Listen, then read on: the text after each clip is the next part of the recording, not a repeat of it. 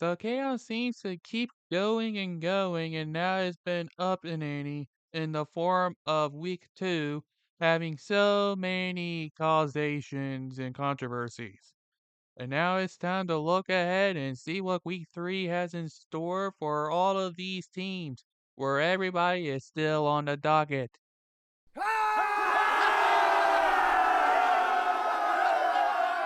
The fact that this game is given a primetime slot over other games is enough to show how bad Thursday night games tend to be.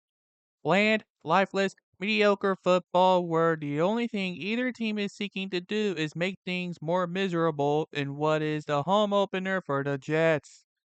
MetLife is a dumpster fire for any player that plays on it.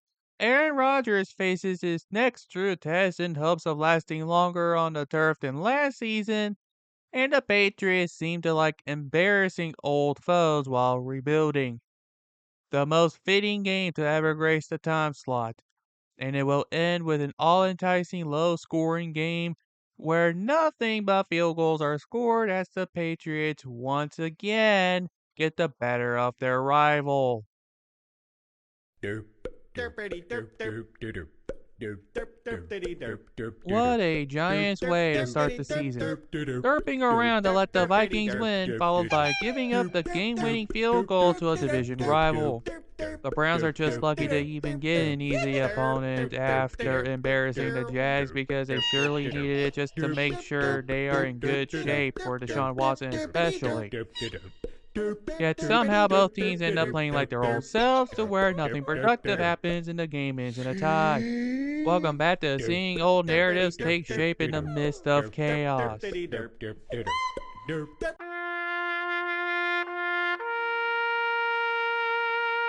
Don't worry, Bears. At least you get someone that's a bit easier to play against this time. At least that's what one would say if Caleb Williams would show his potential and Matt Eberflus would stop being a fucking idiot on challenging plays that are pretty obvious. Whoever wins this game is just going to end up being whoever makes the fewer mistakes. That means the Colts can pat themselves on the back for winning their first game of the season.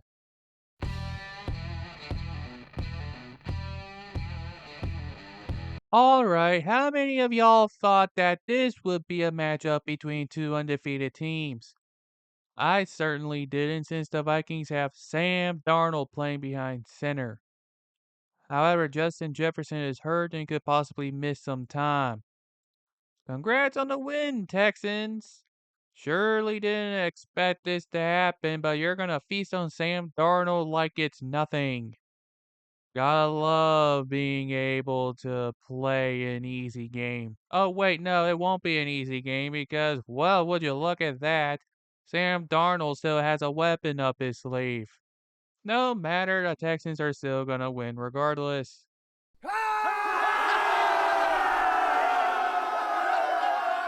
I knew it would have been close. But what the hell was Nick Sirianni thinking? Not taking the points when he should have. Trying to fake a field goal only to end up getting the field goal anyway.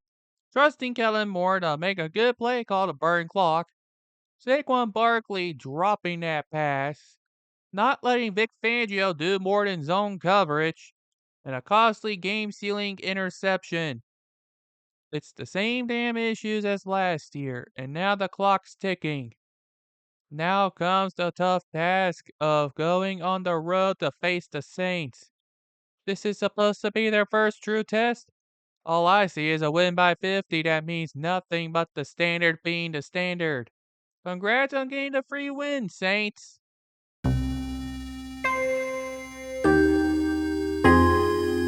Looks like Jim Harbaugh is doing a decent job at getting the Chargers to do things with no big name receivers on the roster.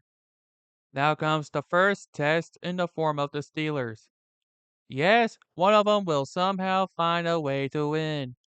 But considering how things tend to go, I think the Chargers will end up being the team that wins. Something about the Steelers and somehow always finding ways to lose to anyone not named the Broncos. I just can't seem to put a finger on why that keeps happening.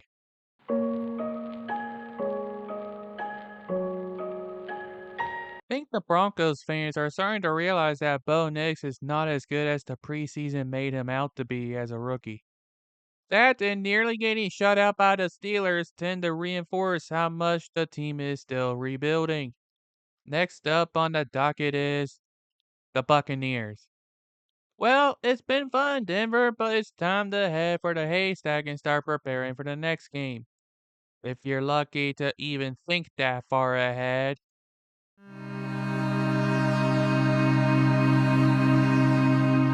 I will say this. Malik Willis has been playing pretty well so far. Whether or not he can still do so till Jordan Love comes back is to be determined. For now, the focus is on getting revenge against the rebuilding Titans. Oh yeah, forgot that they were rolling with Will Levis now. That means the Packers win and proceed to prove how stupid the Titans were in a yawner. Like what just happened.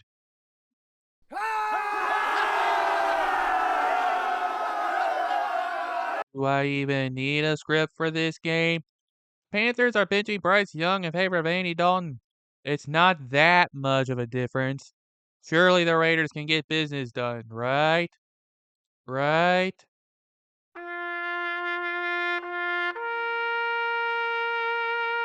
What the hell was that, Dolphins? Still no O-line and Tua suffered another concussion? Even worse is that you're heading to a place that is difficult to play in for visitors? All I care about is counting how many false start penalties get called throughout the game. It's gonna be that common for you, Dolphins. Seahawks, here's your close but free win. May you step in the corner now for a free lead for the NFC West.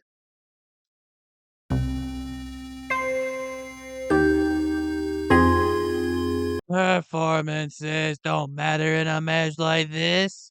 All that matters is some good old-fashioned grinded out football, where both teams trade blows in hopes of making a push to barge through.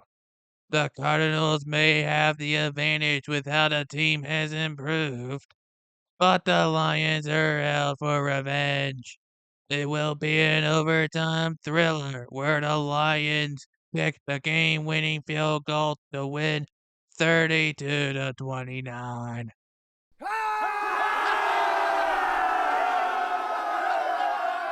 I think it'll soon be time for the Ravens to start hitting the big red panic button because losing that game last week is gonna cost them greatly.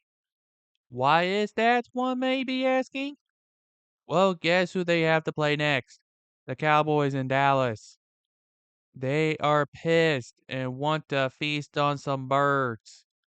And for that, the Cowboys end up winning the game as Lamar Jackson is just hoping for things to finally click. The clock's ticking, John Harbaugh. Tick, tick.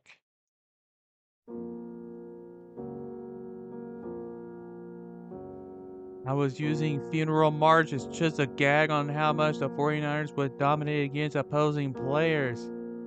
Now it's just fitting in a way that is just downright sad.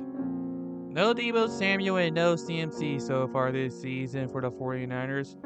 Yet the Rams are just as bad, if not worse, on the injury roster. Here's the full rundown of this as of the recording. Cooper Kupp, Puka Nakua, Tyler Higbee, Joe Noteboom, KT Leviston, Connor McDermott, Steve Avila, Jonah Jackson, Laurel Murchison, Darius Williams, Darian Kendrick, and John Johnson III. The game turned into an injury ball so fast that it's gonna be a glorified charity event. Yet the 49ers still have enough healthy players to ensure they get the win.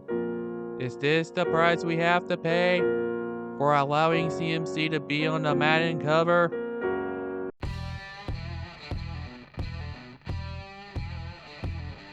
Of all the matchups that could have warranted a Sunday night, this was not one. Yet it became a match of the nature.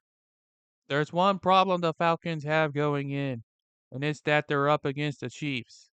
This means yet another game where the Chiefs get away by means of controversial penalties. Hooray for the myth of parity!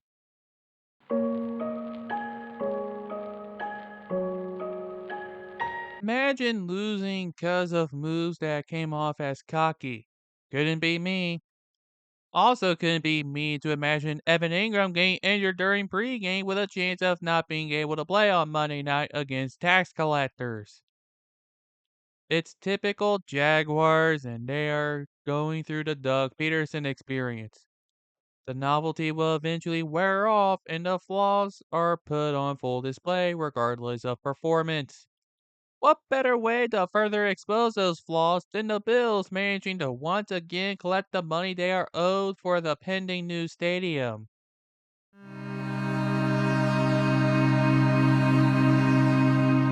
It's the same old story that occurs every year for the Bengals. Start the season out 0-2, be part of some controversy, then go out and win a game. It just so happens that they have a home game in primetime against a rebuilding Washington with no name. As part of the tradition, the Bengals will win this game as they should. Seriously, if they somehow bungle against the Commanders of all teams, they need to just end the season and go home.